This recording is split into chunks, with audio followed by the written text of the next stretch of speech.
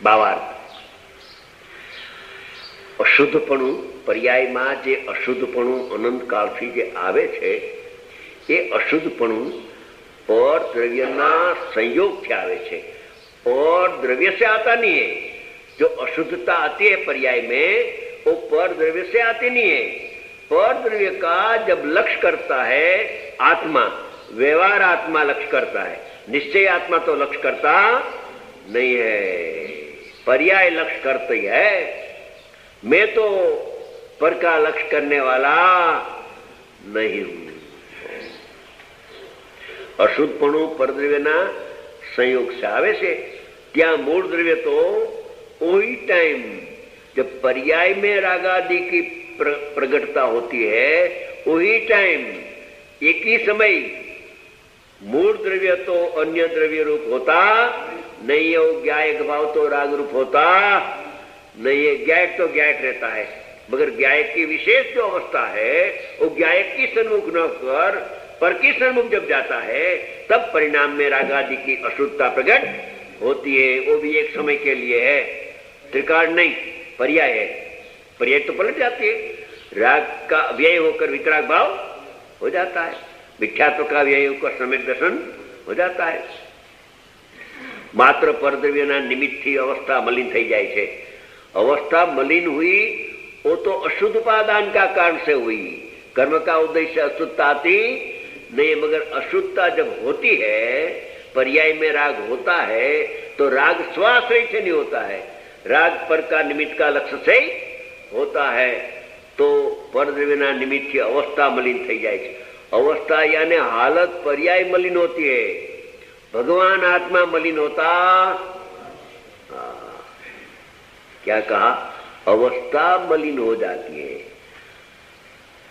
आश्रव की मलिनता है, जीव मलिन होता. मलिनता नव तत्व में कौन से तत्व में लागू पड़ती है? मलिनता संवर निजरा में लागू पड़ती है? नहीं. मोक्ष में नहीं, जीव में. तो मलिनता धर्म किसका है? आश्रव का. आश्रव मलिन होता है, मैं तो मलिन होने वाला. देखो परद्रव्यना निमित्त अवस्था मलिन होती है, जीव मलिन होता.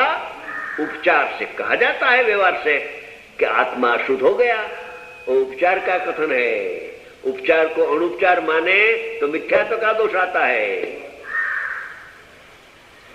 आत्मा मलिन हो गया, आत्मा अशुद्ध हो गया.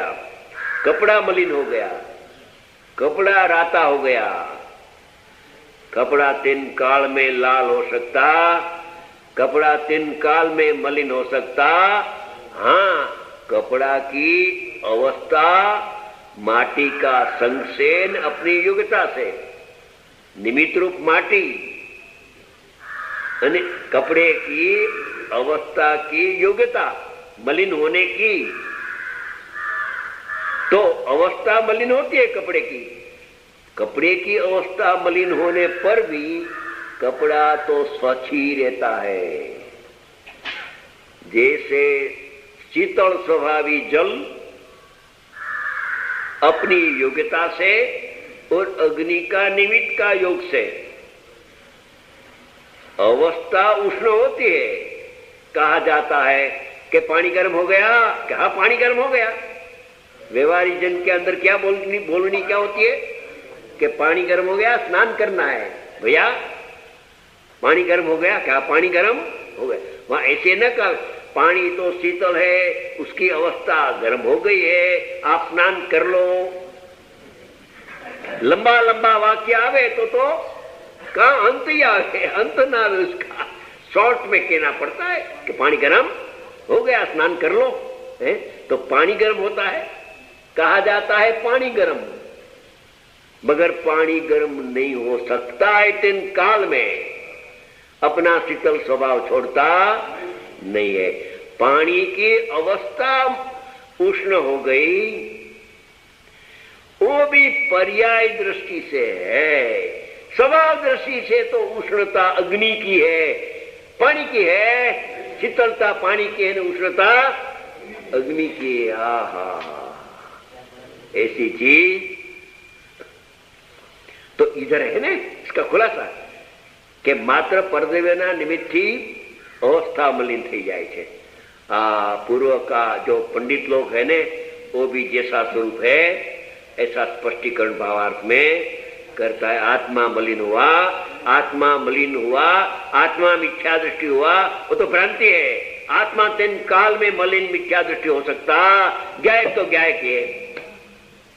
उसके अवस्था में मिथ्या तो मलिनता, मलिनता आश्रव की है, मलिनता जीव की, जीव की तो निर्मलता है, जीव तो पवित्र है।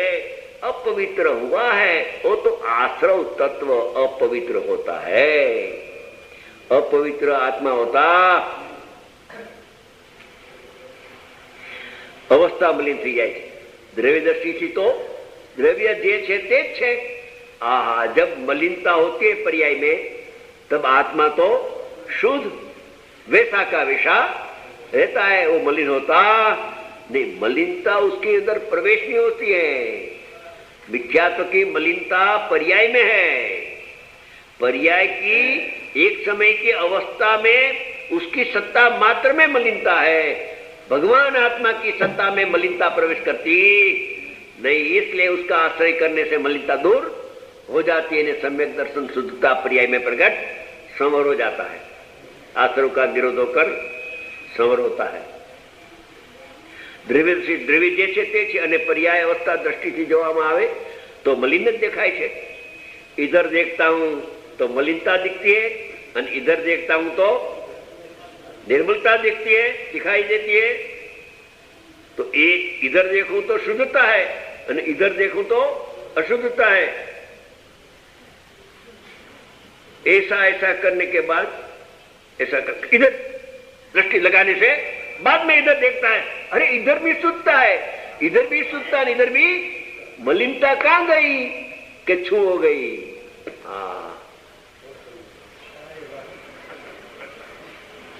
इधर नहीं झुकना, ख्याल रखना।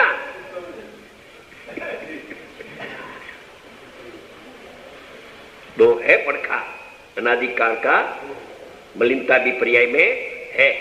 ऐसा स्वीकार करना, ऐसा स्वीकार करना कि मलिनता है, अपना दोष है।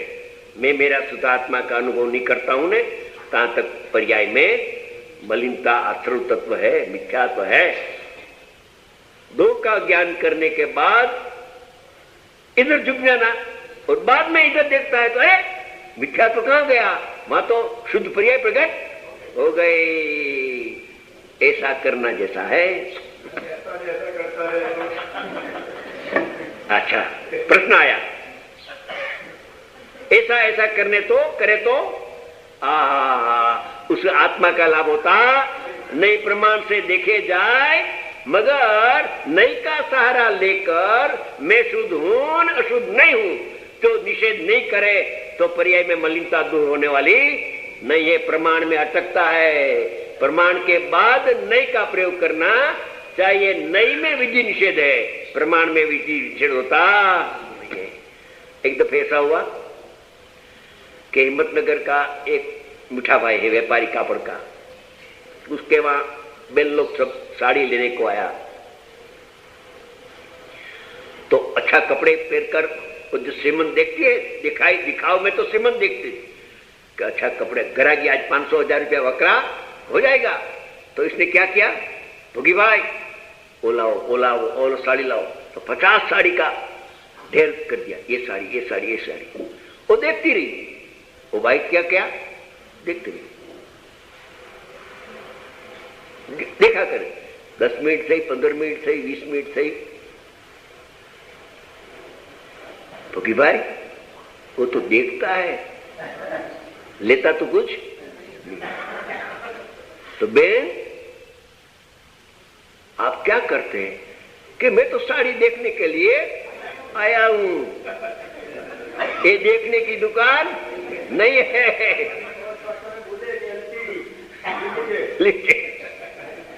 लेने वाला नहीं है।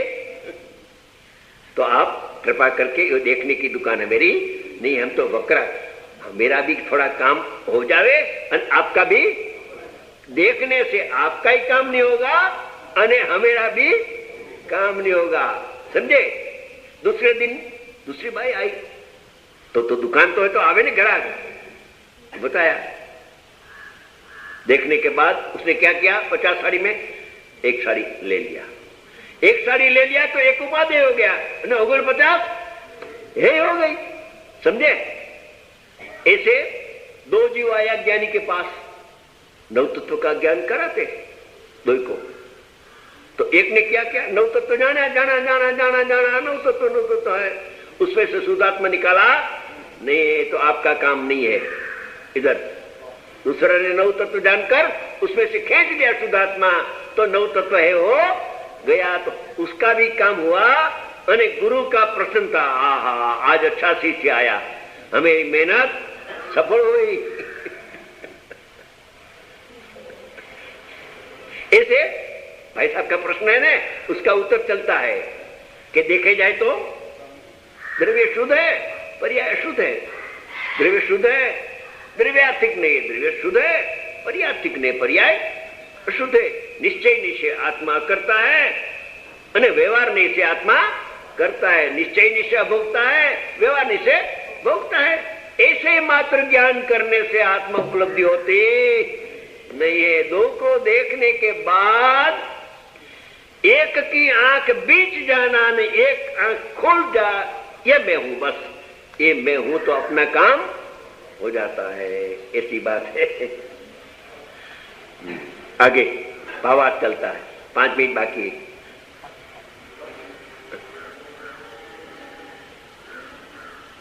દ્રવ્ય દ્રષ્ટિ તો દ્રવ્ય જે છે તે છે, અને પર્યાય દ્રષ્ટિથી જોવામાં આવે તો મલિન જ દેખાય છે।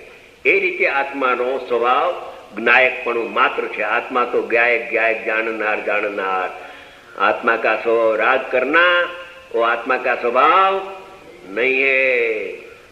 અને તેની અવસ્થા પૂતગલ કર્મના નિમિત્તે રાગાદી રૂપ મલિન છે, તે પર્યાય છે। પર્યાયની દ્રષ્ટિથી જોવામાં આવે તો મલિન જ દેખાય છે। इधर ही देखे इधर नहीं देखे, इधर देखे तो मलिन दिखते हैं, पर्याय तो मलिन दिखते हैं। અને દ્રવ્ય દ્રષ્ટિથી જોવામાં આવે તો જ્ઞાયકપણું તો इधर देखे तो मैं तो शुद्ध हूं, ज्ञायक हूं, वैरागी नहीं हूं,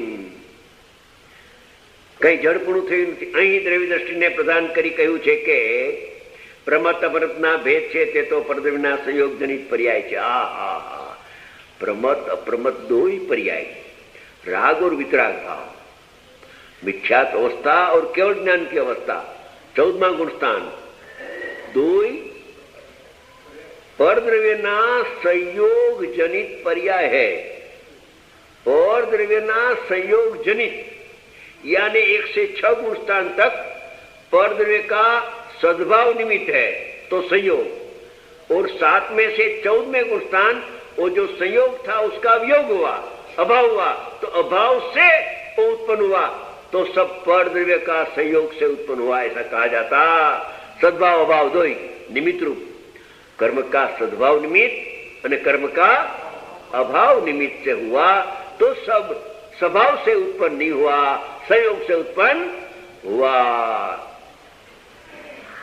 संयोग जनित पर्याय वो तो सूक्ष्म बात है, थोड़ी और कल लेगा।